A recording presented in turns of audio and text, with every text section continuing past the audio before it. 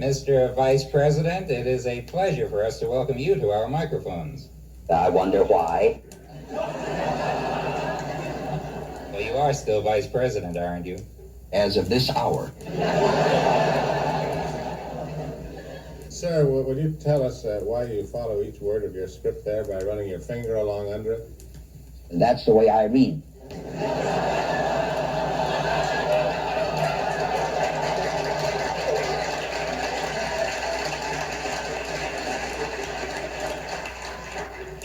May we ask you a question concerning official protocol? Now in a motorcade, the president rides in the second car. Where do you ride? In the bus.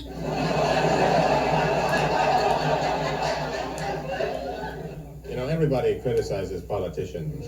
Excuse my phraseology, but do many people tell you and the president to get lost? We receive from 125 to 175 invitations a day.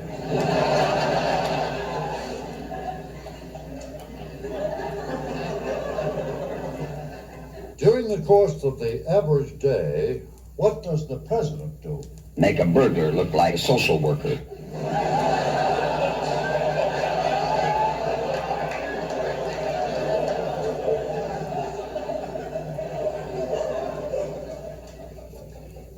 With the trials of Adam Clayton Powell and Senator Doud, many congressmen have become spotlighted for the taking of graft and for theft. Does LBJ condone this kind of behavior? He was the pioneer in this effort.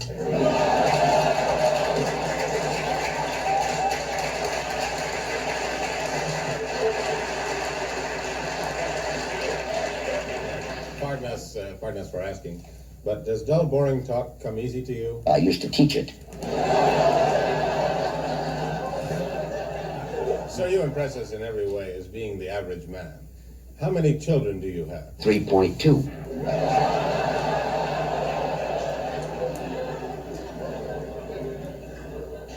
You work side by side with LBJ 7 days a week. Do you have any pet names for him? The peasant and the farmer.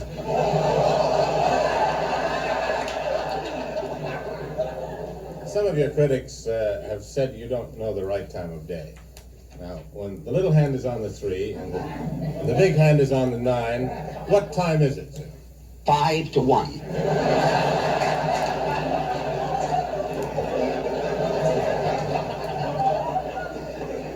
The president recently caused a furor showing his operation on television. Was there anything in particular that bothered you about this? The strings and the sinews and the arteries and the veins and the tendons and the ligaments.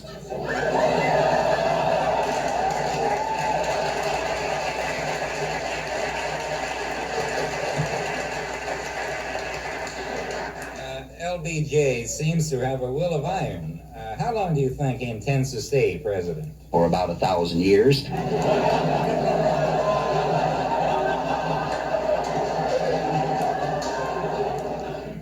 May we ask you a few more questions, sir? Push your luck. You seemed a little bit nervous at the beginning, Mr. Vice President, but you seem more at ease now. Do you think the interview's going better now? Yes, much improved. Much, much better. I think that we're doing much better. I understand your son is being bar mitzvahed next week, and you've invited the Pope. I don't want to leave my friend Paul out of this. Well, we don't think this has been the most scintillating interview, but thanks for letting us talk with you anyhow. So I struck out.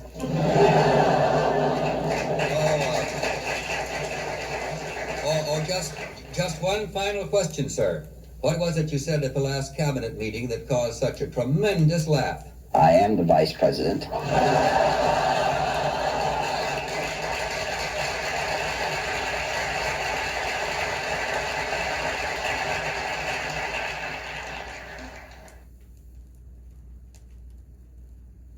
It is our pleasure once again to welcome the First Lady of our land back to our microphone. You may be very gratified to hear that there are actually some people who think your husband is doing a marvelous job. How perfectly amazing. What qualities do you feel Lyndon has that make him a good president? None whatsoever.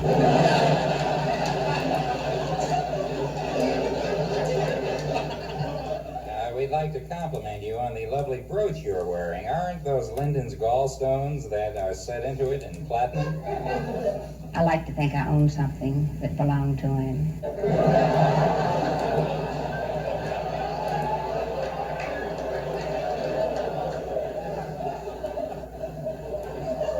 Mr. Van Maurice? We know that your husband has been trying to avoid an all-out war at all costs.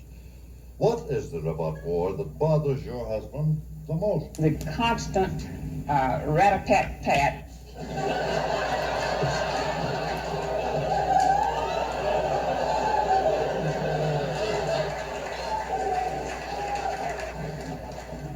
Now, I notice a neon sign is going up on the White House lawn. I don't recall seeing anything like that before. Could you tell us what it will say? The Johnsons.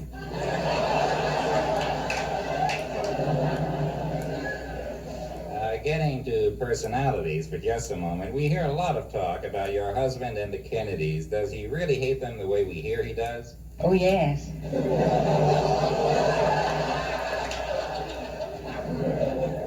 Could you recall what Lyndon said the first time he saw George Hamilton in the White House? We may not want to use that. We understand there's a very important charity drive about to take place in Washington. Have you decided what you're going to donate? I'd like to give my husband...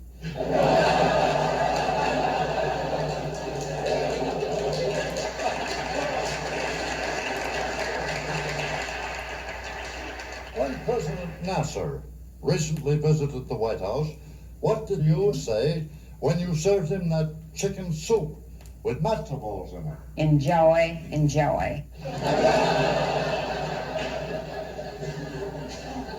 Can you sum up Richard Nixon for us in one word? Square.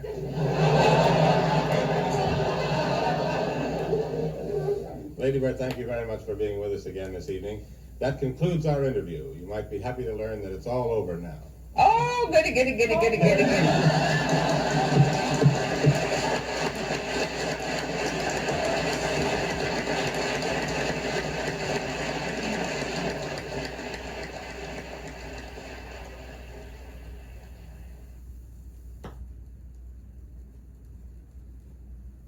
We would like to welcome to our microphones the last Republican vice president and a leading candidate for the Republican nomination in 1968. You're known to be a very modest man. Just how would you characterize yourself? The best vice president that the country had ever had. It's no secret that you have irritated the president by speaking out against him so often, to a point where LBJ says, you should keep your mouth shut, even in your own living room. I'm going to speak up. I don't care what Lyndon Johnson says. On the other hand, in calmer moments, LBJ has said that you are a great friend and a fine politician. He isn't going to get away with that with me.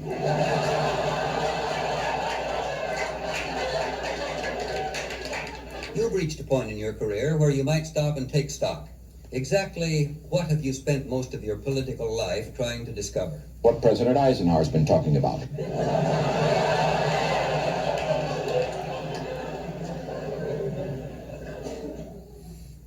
We were speaking of Eisenhower. How many hairs does he have left on his head?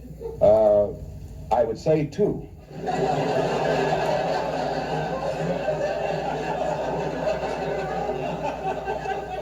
You've been in politics all your life. Now, when you wake up in the morning and look in the mirror, what's the first thing you think? I'm just not going to do.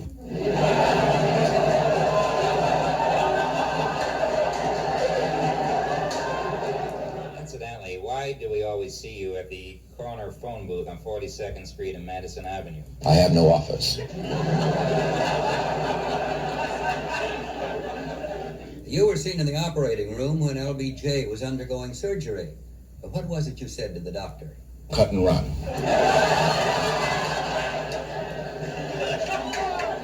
We understand you do a marvelous impression of General Eisenhower. Would you care to do some of it for us here tonight? Let me point this out. But I believe this.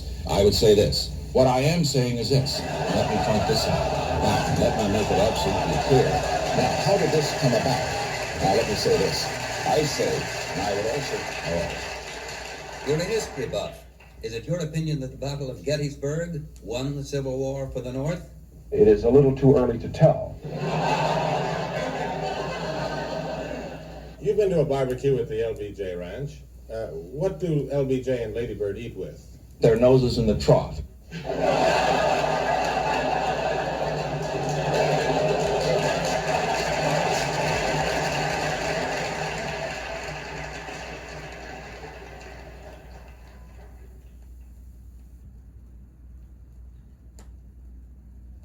Sir, we'd like to thank you for being here with us tonight. You are Barry Goldwater, are you not? Unfortunately. Would you give us your personal view of the 1964 presidential election? I figure we lost. Do you think you were the most incompetent man to ever run for the presidency? Yes, I do, frankly. Incidentally, what did you think of World War II, Senator? Well, I wouldn't want to pass any judgment till I have time to read more about it.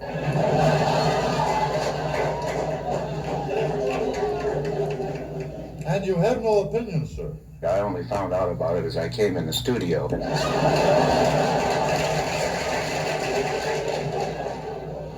Who has the Republican Party chosen to jump nude out of the cake at the Republican convention next year, sir? As of the moment, as of right now, I think the party's choice would be Dick Nixon.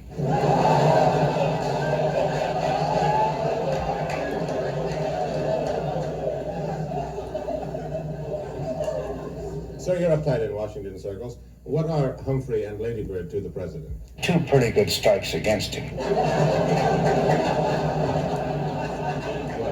Speaking of Vice President Humphrey, during his recent tour of Europe, did he, in your opinion, alienate any of our allies? 7 countries in 7 days.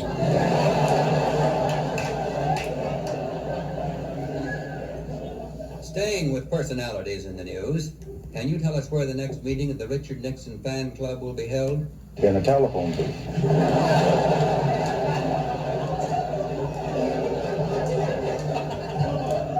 One final question. When LBJ is swimming in the White House pool and the stopper breaks, what happens?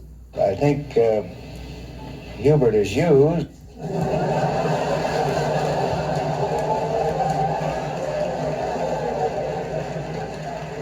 Thank you and good night.